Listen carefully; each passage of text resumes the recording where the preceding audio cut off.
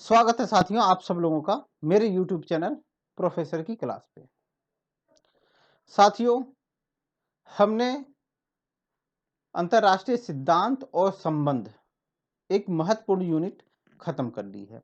उससे संबंधित हम क्वेश्चन भी किए जा रहे हैं। हमने 2021, 2020, 2019 और 2018 के क्वेश्चंस कर लिए हैं कि अंतरराष्ट्रीय संबंध और सिद्धांत को लेकर किस तरह के क्वेश्चन आए। ठीक है, और अगली यूनिट जो होगी वो होगी तुलनात्मक राजनीति। बहुत इंपॉर्टेंट यूनिट है तुलनात्मक राजनीति, और अगले 10-15-20 दिनों के 15 से 20 दिनों के अंदर में हम उस यूनिट पे चर्चा चालू कर देंगे। तो दोस्तों, आप लोग इस चैनल को, ये आप लोगों का चैनल है, आपका अपना चैनल है, ठीक है। आपकी नॉलेज के लिए, आप एग्जाम क्लियर कर सको, इसलिए ही इसको बनाया गया है। यहाँ पे कोई कॉस्ट नहीं है, कोई चार्जेस नहीं है, सब कुछ फ्री ऑफ कॉस्ट है। चाहे वो लेक्चर हो, चाहे वो आपका नोट्स हो, और चाहे फिर वो आपके MCQ PYQ हो, ये सारी चीजें फ्री ऑफ कॉस्ट है। तो दोस्तों, आप लोग, आपका अपना चैनल है, आप इसको ज़्यादा से ज़्यादा लाइक कीजिए, ज़्यादा से ज़्यादा शेयर कीजिए, और ज़्यादा से ज़्यादा लोगों को सब्सक्राइब करवाइए, ठीक है ना। तो हमें चाहिए कितने, हमें अपनी फैमिली के अंदर 1000 सब्सक्राइबर चाहिए, ठीक है ना। 1000 सब्सक्राइबर चाहिए। क्यों चाहिए? इससे मुझे कोई ऐसा नहीं है कि मुझे इससे इनकम होने लगेगी, बहुत ज़्यादा इनकम आएगी और मैं पैसा कमाने लगूंगा। नहीं, इनकम नहीं भैया, इनकम नहीं, इनकम के लिए नहीं, इनकम के लिए नहीं चाहिए। जैसे 1000 सब्सक्राइबर करोगे, मुझे लाइव का ऑप्शन मिल जाएगा दोस्तों, मुझे लाइव का ऑप्शन मिल जाएगा। क्या हो जाएगा? लाइव का ऑप्शन मिल जाएगा। और दोस्तों, जब मैं आपको लाइव क्लास करवाऊंगा तो उसके बहुत सारे बेनिफिट्स हैं। क्लास हमेशा अनुशासन में होनी चाहिए। अनुशासन में होना का मतलब है कि उसके कुछ नियम और कायदे होते हैं, ठीक है ना। पहला, टाइम पे आना, आप भी टाइम पे आएंगे, मैं भी टाइम पे आऊंगा, एक क्लास की तरह होगा। दूसरा, आपको कुछ समझ में नहीं आ रहा है, कोई दिक्कत है, कोई परेशानी है, तो आप मुझसे कमेंट के जरिए मुझसे प्रश्न पूछ सकते हो कि सर ये चीज नहीं समझ में आई, दोबारा बताओ। या मुझसे कोई मिस्टेक हो रही है तो आप मुझे बताओगे सर आपसे ये मिस्टेक हो रही है, आप क्या बोलते हैं, इसको करेक्ट करो, ठीक है। या आप सपोज करो कि मान लो मुझसे कुछ छूट गया, है ना, मुझसे कोई मिस्टेक हो गया, तो आप मुझे बता सकोगे। तो ये लाइव का फायदा यही होता है, लाइव का फायदा यही होता है, ठीक है ना। कि ऐसा नहीं है कि 1000 होते ही इनकम नहीं, वो तो जब क्या बोलते हैं 40,000 आवर्स वॉच टाइम होगा उसके बाद चालू होता है। तो ये 1000 पे लाइव का ऑप्शन चालू हो जाएगा। तो ये बहुत जरूरी है। आप लोगों का अपना वो है, यूट्यूब चैनल है, ये आप लोगों की अपनी क्लास है, और आप लोग पूरा सहयोग करो इसके अंदर। तो आज हम पढ़ेंगे दोस्तों पब्लिक एडमिनिस्ट्रेशन। Public administration. अब दोस्तों, मैंने आप लोगों से कहा था कि बीच बीच में मैं कुछ इंपॉर्टेंट टॉपिक्स लेके आऊंगा जहां से क्वेश्चंस आते हैं, और उनको करवाऊंगा पब्लिक एडमिनिस्ट्रेशन में। दोस्तों, पब्लिक एडमिनिस्ट्रेशन बहुत जरूरी है। अगर आपको नेट निकालना है और JRF निकालना है तो ये बहुत जरूरी है, ये ही करवाएगा आपको नेट और JRF। दो रीजन है उसकी वजह से लोगों का नेट और JRF रह जाता है, वो बताता हूं मैं आपको। पब्लिक एडमिनिस्ट्रेशन की वजह से नेट और JRF रह जाता है। क्यों दोस्तों? आप MA के अंदर में क्या पढ़ते हो? पॉलिटिकल साइंस पढ़ते हो, है ना, यही पढ़ते हो। और जब आप नेट का एग्जाम देने जाते हो, JRF का एग्जाम देने जाते हो, तो आपके सामने पब्लिक एडमिनिस्ट्रेशन की एक यूनिट आ जाती है, और आपको कुछ समझ में नहीं आता है, थोड़ी समझ में नहीं आती, क्योंकि पहली बार आप उसका सामना कर रहे हो, ठीक है ना। आप एक चीज 10th क्लास से पढ़ते हुए आ रहे हो, और एक अचानक आपके सामने आ जाएगी, तो आपको दिक्कत होगी, आपको थ्योरी समझ में नहीं आएगा। और दूसरा, पब्लिक एडमिनिस्ट्रेशन टेक्निकल है, इसमें टेक्निक्स हैं बहुत सारी। तो वो टेक्निकल जो इस तरह के अचानक आ जाते हैं, तो वो वैसे भी समझ में नहीं आते हैं, ठीक है, मैं वो समझ सकता हूँ। मेरे संग भी ऐसा हुआ था, जब मैंने फर्स्ट टाइम नेट का एग्जाम दिया था, तो मुझे पब्लिक एडमिनिस्ट्रेशन को मैंने किनारे कर दिया, और मुझे लगा कि शायद मैं बाकी सब कर लूंगा तो हो जाएगा, लेकिन नहीं हुआ। तो अब क्यों इससे पब्लिक एडमिनिस्ट्रेशन करने से फायदा क्या होगा दोस्तों? नेट और JRF का एग्जाम होता है 100 क्वेश्चन आते हैं, ठीक है ना, 100 क्वेश्चन आते हैं, ठीक है ना, और 200 नंबर का होता है ये। इसमें से बनाने कितने होते हैं दोस्तों? इसमें से आपको कम से कम 73 से 75 इतने क्वेश्चन तो बनाने पड़ेंगे, इतने क्वेश्चन तो बनाने पड़ेंगे जेआरएफ के लिए। हो सकता है 2% ऊपर हो, दो क्वेश्चन ऊपर हो, 2 क्वेश्चन नीचे हो, ठीक है ना। तो मोटा आइडिया है 73 से 75 क्वेश्चन आपको बनाने होंगे, तभी आपका पॉलिटिकल साइंस में जेआरएफ होगा, ठीक है। अब देखो, अगर आप पब्लिक यूनिट कितनी है? 10 यूनिट है। कितनी यूनिट है? 10। और 10 प्रत्येक यूनिट में से कितने क्वेश्चन आते हैं?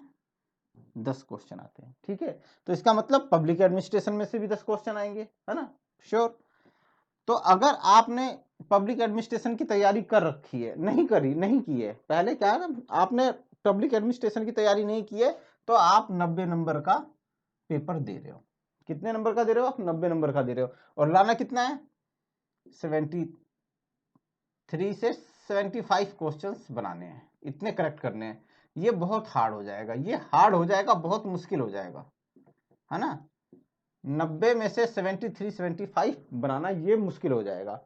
लेकिन अगर आप पब्लिक एडमिनिस्ट्रेशन को अच्छे से पढ़ रखा है, आपने समझ रखा है, थोड़ा सा भी फोकस कर रखा है, तो क्या होगा, आपको 100 में से 73 75 बनाने होंगे। ये हो जाएगा इजी, ये हो जाएगा इजी। तो 100 में से 73 75 लाना इजी है, 90 में से 73 75 लाना बहुत कठिन काम है। पहला रीजन तो ये हो गया कि भाई आपको क्यों पब्लिक एडमिनिस्ट्रेशन पढ़ना चाहिए, ठीक है ना। रीजन नंबर 2, अब दूसरा रीजन देख लो दोस्तों, क्यों पढ़ना चाहिए। बहुत बढ़िया है, ये आपके बहुत काम आएगा, आपको नेट जेआरएफ यही करवाएगा पॉलिटिकल साइंस पे। दूसरा क्वेश्चन ये है कि भाई जो पेपर सेट करेगा, जो नेट जेआरएफ का पेपर बनाएगा, वो किसका प्रोफेसर होता है?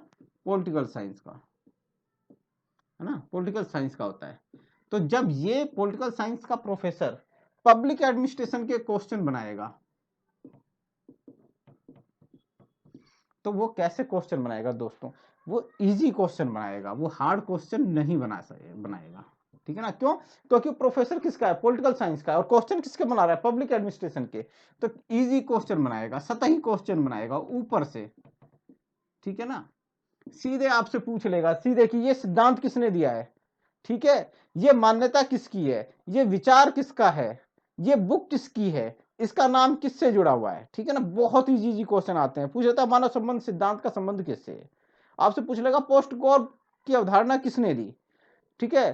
क्या होता है, मानव संबंध सिद्धांत से कौन संबंधित है, संचार सिद्धांत से कौन संबंधित है। ऐसे ऐसे इजी क्वेश्चन आते हैं। तो यहां पे आप 8 से 9 क्वेश्चन कम मेहनत करके आप बना लोगे। क्या करोगे? कम मेहनत करके 8 से 9 क्वेश्चन आप यहाँ पे सही कर सकते हो। और 8-9 क्वेश्चन सही होना ये आपका करवाएगा नेट जेआरएफ, ये करवाएगा आपका नेट जेआरएफ। इसीलिए मैं बार बार बोलता हूं कि पब्लिक एडमिनिस्ट्रेशन पढ़ना बहुत जरूरी है। पब्लिक एडमिनिस्ट्रेशन से दूर मत भागो, प्यार करो। समझोगे, टेक्निकल है, बहुत अच्छे से समझ में आएगा, ठीक है ना। मेरा भी जो जेआरएफ है वो इसी वजह से हुआ। क्यों? क्योंकि मैंने पब्लिक एडमिनिस्ट्रेशन पे बाद में बहुत अच्छा फोकस किया और फिर हो गया, है ना। और उससे पहले इसलिए नहीं हो रहा था, क्यों? क्योंकि मैं पब्लिक एडमिनिस्ट्रेशन पढ़ता ही नहीं था, दूर भागता था। तो इसीलिए पब्लिक एडमिनिस्ट्रेशन पढ़ना बहुत जरूरी है, ठीक है। तो पब्लिक एडमिनिस्ट्रेशन के मैंने बहुत सारे लेक्चर अपने प्लेलिस्ट में डाल रखे हैं, अपने इस पे यूट्यूब चैनल पे। आप वहां जाके सारी थ्योरीज हो गए, सारे थिंकर्स हो गए, वो सारे करते रहो। क्वेश्चन वहीं से आते हैं और कहीं से नहीं आते हैं, ठीक है ना। तो मैंने आपको बताया कि क्यों आप पब्लिक एडमिनिस्ट्रेशन पढ़ोगे। आज हम करेंगे साथियों अभिप्रेरणा सिद्धांत। क्या? अभिप्रेरणा सिद्धांत की जेड थ्योरी। अभिप्रेरणा, मोटिवेशन, है ना। अभिप्रेरणा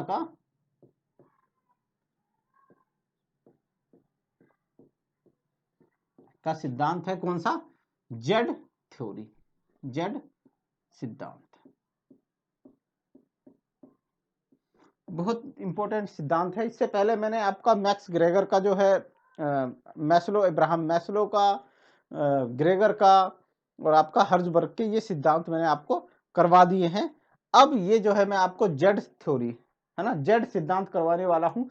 बहुत मजेदार थ्योरी है, एक बार में आपको समझ में आ जाएगी, ठीक है ना। ध्यान से आप समझेंगे, कोई इसमें कोई वो ऐसा नहीं है कि ना समझ में आए।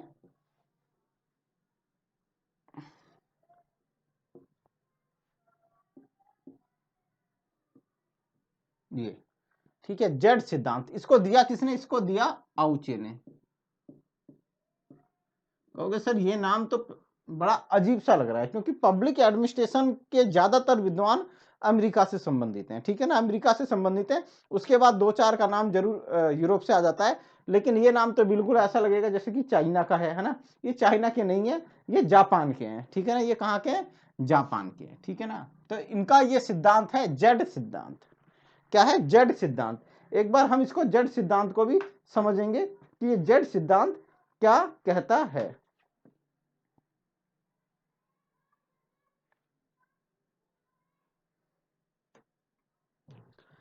तो दोस्तों जेड सिद्धांत क्या कहता है इसको हम समझते हैं। तो इसके लिए इन्होंने 3 राज्यों की बात की है, 3 स्टेट्स की, 3 देशों की बात की है। उन 3 देशों में पहला है यूएसए, अमेरिका, दूसरा है जर्मनी,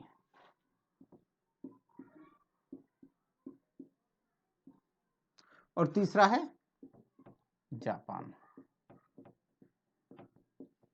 इन तीनों की बात करते हैं और इसके संबंध में वो बताते हैं कि भाई अभी प्रेरणा क्या क्या है, और अभी प्रेरणा कैसे काम करती है, मोटिवेशन कैसे काम करता है। वो कहते हैं यूएसए में, अमेरिका के अंदर में जो प्रबंधन होता है, जो संगठन होता है, जो प्रबंधन होता है, जो कंपनी होती है, उसके अंदर पूंजीपति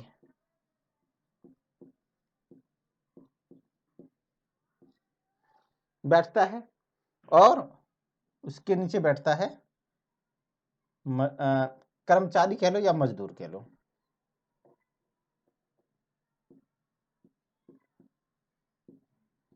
ठीक है ना। इस तरह का होता है, ऊपर होता है पूंजीपति, नीचे होता है मजदूर। और यहाँ पे जो थ्योरी काम करती है वो करती है किसकी? पूंजीपति का जो उद्देश्य होता है वो होता है ज्यादा से ज्यादा लाभ कमाना, पैसे कमाना। और जो मजदूर है वो, एक बार इसको भी कर लेते हैं फिर उसके उसके बाद समझेंगे, ठीक है ना। यहाँ क्या होता है जर्मनी में? यहाँ पे पूंजीपति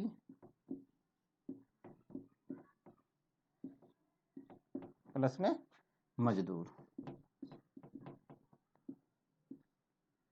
ठीक है। थोड़ा साफ लिख देता हूँ, राइटिंग मेरी इतनी अच्छी नहीं है। और जापान, यहाँ पे पूंजीपति के साथ कौन बैठता है? मजदूर बैठता है। और यहाँ पे क्या है? यहाँ पे पूंजीपति,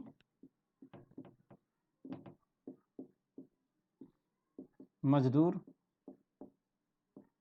और जनता, ठीक है ना, जनता। ये तीनों साथ साथ बैठती हैं। अब देखो इसके अंदर अंतर क्या है। ऊपर बैठा है पूंजीपति, नीचे बैठा है मजदूर।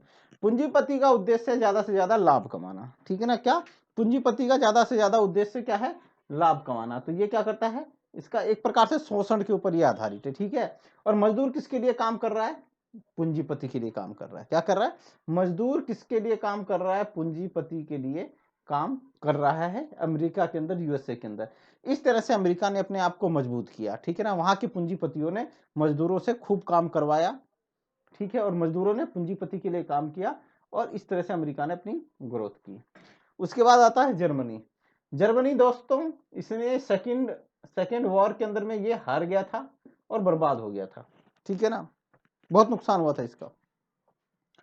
यहाँ पे क्या है कि यहाँ पे पूंजीपति और मजदूर साथ साथ बैठते हैं, ठीक है ना। यहाँ साथ साथ बैठते हैं। और मजदूर किसके लिए काम करता है? एक तो पूंजीपति के लिए काम करता है, और दूसरा खुद अपने लिए काम करता है, अपने लिए काम करता है, ठीक है ना, अपने लिए काम करता है। तो अब आप देखेंगे कि आज की डेट में जर्मनी कितना विकसित देशों की श्रेणी में आ गया है, और सेकेंड वर्ल्ड वॉर के बाद भी, इतनी बुरी हालत होने के बावजूद भी, वो अपने आप को कितना ग्रोथ कर लिया है और कितना आगे पहुंच गया है, ठीक है ना। तो यहाँ पे क्या है? यहाँ पे खुद से भी मोटिवेट है, और आपका पूंजीपति अपने लिए भी काम कर रहा है और पूंजीपति के लिए भी काम कर रहा है, ठीक है ना, दोनों के लिए काम कर रहा है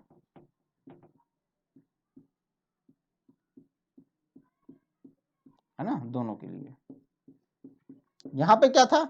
यहाँ पे तो आपका ये सिर्फ पूंजीपति के लिए काम कर रहा था, यहाँ पे अपने लिए भी काम कर रहा है और पूंजीपति के लिए काम कर रहा है। और तीसरा आ जाता है जापान, ठीक है ना। चीन के बाद दूसरी सबसे बड़ी अर्थव्यवस्था है जापान, ठीक है ना।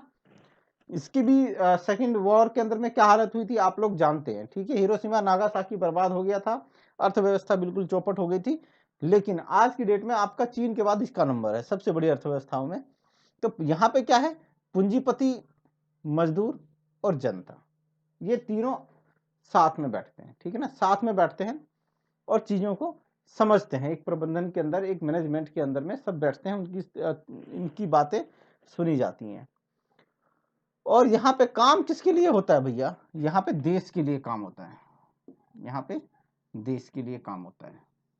ये यहाँ पे किसके लिए काम होता है, देश के लिए काम होता है यहाँ पे।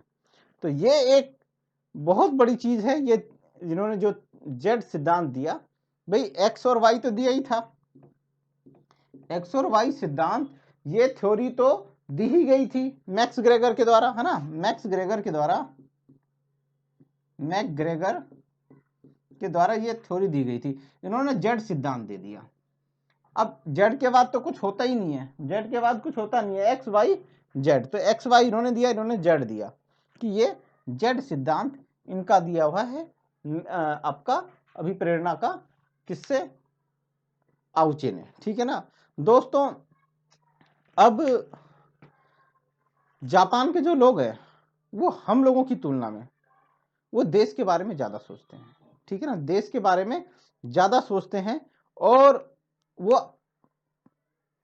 खुद से अभिप्रेरित होते हैं। उनको बताने की जरूरत नहीं पड़ती है कि भाई आपको क्या करना है, कैसे करना है। ये इसकी एक खास बात है। ये जो आउचे है, ये जेड सिद्धांत को ही किससे जोड़ता है, इस वाली व्यवस्था से जोड़ता है, जापान के, ठीक है ना। इसके अंदर होता क्या है कि जो नीचे के मजदूर हैं, कर्मचारी हैं, उनको भी संगठन में शामिल किया जाता है, ठीक है ना। उनको भी संगठन में शामिल किया जाता है और निर्णय निर्माण में, या काम कैसे हो, किस रीति से हो, कैसे करना है, उसके अंदर मजदूरों को या नीचे वाले लेवल पे जो कर्मचारी हैं उनको शामिल किया जाता है। और यही, इसी को ही इन्होंने जेड सिद्धांत के अंतर्गत लिया है, जो जापान के अंदर देखने को मिलता है, जहां पूंजीपति और मजदूर ये लोग मिल के काम करते हैं। और किसके लिए काम करते हैं, देश के लिए ये लोग काम करते हैं, ठीक है ना। अब इसके अंदर इन्होंने जो है एक जापानी प्रबंध, है ना, ये जो जापानी प्रबंध है, इसके लिए इन्होंने कुछ सार तत्व बताए हैं, ठीक है ना। अब एक बार उनको देख लेते हैं, इसको मिटा देते हैं, वो जापान वाला छोड़ देते हैं।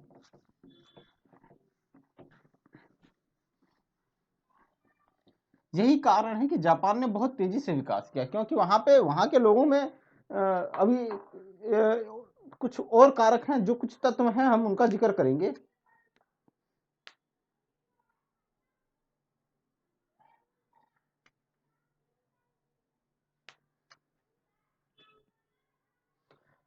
अब ये है आउचे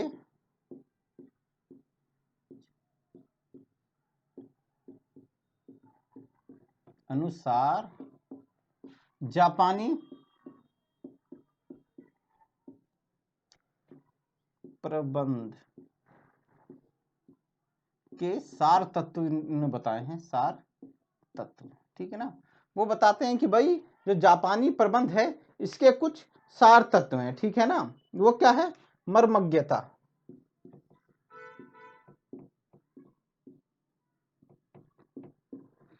तो इन्होंने पहला तत्व क्या बताया, इन्होंने बताया, पहला तत्व बताया मर्मज्ञता। दूसरा इन्होंने बताया विश्वास, ठीक है ना। पहला शब्द इन्होंने बताया मर्मज्ञता और दूसरा शब्द बताया इन्होंने कौन सा, विश्वास।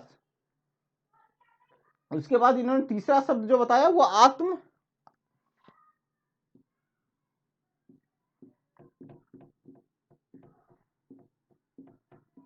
आत्मीयता, है ना। इन्होंने तीन शब्द बताए, आपका मर्मज्ञता, विश्वास और आत्मीयता। ये तीनों चीजें ये किसमें पाया जाता है, ये जापान का जो संगठन है वहां पे ये तीनों तत्व बहुत अच्छे से पाए जाते हैं, ठीक ना। मर्मज्ञता अर्थात भाई वहां के फोरमैन को पता है कि भाई किसकी किसके संग बनेगी, ठीक है ना, किसकी किसके संग बनेगी, कौन कितना मर्मज्ञ है, ठीक है। तो इससे क्या होता है, एक ग्रुप या एक टोली बनाने में बहुत मदद मिलती है और उनके बीच में कमाल का सामंजस्य होता है, तालमेल बहुत बढ़िया होता है। तो एक चीज, दूसरा, जापानी एक दूसरे पे विश्वास बहुत करते हैं, ठीक है ना। वहां पे सुपरवाइजर की जरूरत नहीं है, जैसी कि किसमें थी, अमेरिका में, यूएसए के अंदर थी, जैसी कि जर्मनी के अंदर थी। उनको उनको पता है, फोरमैन को पता है कि भाई इनको क्या काम करना है, कैसे करना है। क्यों? क्योंकि वो अपने लिए काम नहीं कर रहे, वो पूंजीपति के लिए काम नहीं कर रहे, वो किसके लिए काम कर रहे हैं, वो देश के लिए काम कर रहे हैं। किसके लिए काम कर रहे हैं? देश के लिए काम कर रहे हैं। तो ऐसे बहुत सारे एग्जाम्पल्स मिलेंगे कि जापान के अंदर जापान के अंदर जो व्यक्ति जो काम करते हैं वो कंटिन्यूअस काम करते रहते हैं, कंटिन्यूअस काम करते हैं, छुट्टी उनको पसंद ही नहीं है, ठीक है, छुट्टी उनको पसंद ही नहीं है। आप ऐसे बहुत सारे आपको एग्जाम्पल मिल जाएंगे कि वो पूरा का 365 डेज काम कर लेते हैं वो, ठीक है ना। उनको काम करने में बहुत आनंद आता है, ठीक है ना, देश के नाम पे काम करते हैं। एक फौजी जो है, फौजी वो देश के लिए काम करता है, ठीक है ना। उसको -25 डिग्री टेम्परेचर पे खड़ा कर दोगे, वो बंदूक लेके खड़ा रहेगा, ठीक है ना, वो बंदूक लेके खड़ा रहेगा। क्यों? देश के लिए काम कर रहा है। जब अपने लिए काम करेगा या पूंजीपति के लिए काम करेगा ना, तो वो क्या करेगा, वहां पे जरूर वो काम चोरी कर सकता है, काम चोरी कर सकता है, या मानक तय मानक से कम काम कर सकता है, ज्यादा कर सकता है, जो भी है। लेकिन जब देश के लिए कोई काम करता है तो फिर वहां पे वो 100% अपना देता है, ठीक है ना, वो बहुत बढ़िया काम करेगा। तो ये चीज थी, उसके अंदर, इनके अंदर आपस में विश्वास बहुत अच्छा है। ये एक लोगों पे दूसरे पे बहुत अच्छा विश्वास करते हैं। कोई फोरमैन लगाने की, कोई कैमरा लगाने की वहां पे जरूरत ही नहीं है, ठीक है ना। आएंगे मजदूर, अपना काम करेंगे और काम करके चले जाएंगे। वहां इतना बढ़िया सिस्टम है, आत्मीयता है उनके अंदर, ये एक दूसरे से बहुत अच्छे से जुड़े हुए हैं, ठीक है ना। एक दूसरे को समझते हैं, एक दूसरे को किसी की टांग खिंचाई नहीं होती है। अब क्या होता है कि क्या बोलते हैं, किसी संगठन में आप देखोगे वहां पे कई सारे गुट बन जाते हैं, है ना, अनौपचारिक समूह बन जाते हैं। वो कहते हैं यार हमें उस वाले गुट से कम काम करना है, उससे ज्यादा काम करना है, उसके कामों में अड़ंगे डालने हैं। तो इस तरह की चीज होती है। लेकिन यहाँ क्या होता है, जापान के अंदर में ऐसा नहीं होता है। जापान के अंदर में ऐसा नहीं होता है। उनके अंदर आत्मीयता होती है, विश्वास होता है और मर्मज्ञता होती है। ये सारे तत्व जापान के उसमें प्रबंधन में आपको मिलेंगे। तो ये एक बहुत बड़ी चीज है जिसने जापान की अर्थव्यवस्था को इतने कम समय में इतनी ऊंचाई पे पहुंचा दिया, ठीक है ना। तो ये क्या है, ये उत्प्रेरक कार्य हैं। ये क्या है, उत्प्रेरित करते हैं। क्या करते हैं? उत्प्रेरित करते हैं, उत्प्रेरित करते हैं, ठीक है ना। तो आपको मैंने ये जो थ्योरी समझाई ये हो गई खत्म, ठीक है ना। ये बहुत इंपॉर्टेंट है। और इनकी बुक का ही नाम, जो आउचे की बुक का नाम है, वो जेड सिद्धांत है, ठीक है ना। तो आपसे पूछ लेगा कि इनकी बुक कौन सी है, तो जेड थ्योरी लिखी हुई है, यही इनकी बुक है, यही इनकी बुक है, ठीक है। आपको कुछ और इसमें दिमाग लगाने की जरूरत नहीं है, ठीक है ना। तो ये एक आपका जो था, मैंने आपको करवा दिया ये सिद्धांत, ठीक है। तो दोस्तों अब इसमें क्वेश्चन कैसे आएंगे, है ना। अब कहोगे क्वेश्चन कैसे आएंगे, तो आपसे पूछेगा, वो इजी क्वेश्चन ही आएंगे। यहां से जब भी क्वेश्चन आएगा, एक तो सीधे आपसे पूछ लेगा कि भाई जेड थ्योरी किसकी है, ठीक है, जेड थ्योरी किसकी है। तो वो किसकी है? मिस्टर आउचे हैं, वो आउचे की थ्योरी है। वो आपसे पूछ लेगा आउचे ने अपने जेड थ्योरी के अंदर किन किन देशों की बात की है, नहीं किस देश की बात नहीं की है, ये पूछेगा वो, ठीक है ना। तो एक तरफ ऑप्शन ए होगा भारत, ऑप्शन बी में दे देगा आपको यूएसए, सी में दे देगा जर्मनी और डी में दे देगा जापान। तो आपको ये तीन याद रखने, भाई यूएसए की बात उसने की है, जर्मनी की बात की है, जापान की बात की है, भारत की या किसी और देश की उसने बात ही नहीं की है आउचे ने, ठीक है। तो ये आपको याद रखना है कि भाई उसने किसकी बात की है, नहीं वाला जो होगा वो याद नहीं करना है। वह उसके चक्कर में पड़ोगे तो फिर क्वेश्चन गलत हो जाएगा। आपको याद रखना है कि भाई बात किसकी की, उसने यूएसए, जर्मनी और जापान की है, ठीक है। तो ये चीज मैंने आपको समझाई। क्वेश्चन ऐसा ही बनेगा, इससे ज्यादा और हार्ड क्वेश्चन इसके अंदर बन ही नहीं सकता, इसके अंदर बन ही नहीं सकता। ठीक है, या तो आपको मिलान करना आ जाएगा कि भाई ये जेड सिद्धांत किसका है, आपका द्विघटक सिद्धांत किसका है, आपका एक्स वाई थ्योरी किसकी है, या तो इस तरह से आएगा, या सीधे आपसे पूछ लेगा कि ये थ्योरी किसने दी है। तो मैंने आप लोगों को ये बताने की कोशिश की है, उम्मीद है कि आप लोगों को ये बहुत अच्छे से समझ में आया होगा। ठीक है, आपसे पूछेगा कि भाई एक क्वेश्चन ये बन सकता है कि आउचे के अनुसार कौन से देश की व्यवस्था है ना, प्रबंधन, कौन से देश का प्रबंधन जो है वो जेड थ्योरी है, सीधे जापान। ठीक है ना, तो आप ये सारी चीजें याद रखना दोस्तों, मैंने आप लोगों को समझाने की कोशिश की। अगर आप लोगों को समझ में आया है तो आप कमेंट करके जरूर बताइएगा कि हाँ सर हमें ये थ्योरी समझ में आ गई है। ठीक है, एक और चीज है कि वो भाई किन की बात करता है कि जेड थ्योरी के अंदर उत्प्रेरक कौन कौन से हैं, तो वो है आपका मर्मज्ञता, विश्वास और आत्मीयता। ये वर्ड भी याद रख लेना, कुछ ज्यादा चीज नहीं है, 4-5 चीजें इसके अंदर याद करनी है। और अगर ये आपको 2 नंबर ले देके चला जाए तो इससे आसान और कुछ नहीं हो सकता दोस्तों। तो अभी के लिए इतना ही, फिर मिलेंगे एक नई वीडियो के साथ, नए टॉपिक के साथ। लिकट करेंगे, लिकट वाला भी बहुत इंपॉर्टेंट है, तो वो करेंगे, लिकट की थ्योरी हम पढ़ेंगे कि वो क्या है। ठीक है दोस्तों, तो अभी के लिए इतना ही, फिर मिलेंगे नए लेक्चर के साथ। और आप लोग ज़्यादा से ज़्यादा लाइक कीजिए, शेयर कीजिए। अभी के लिए इतना ही, जय हिंद।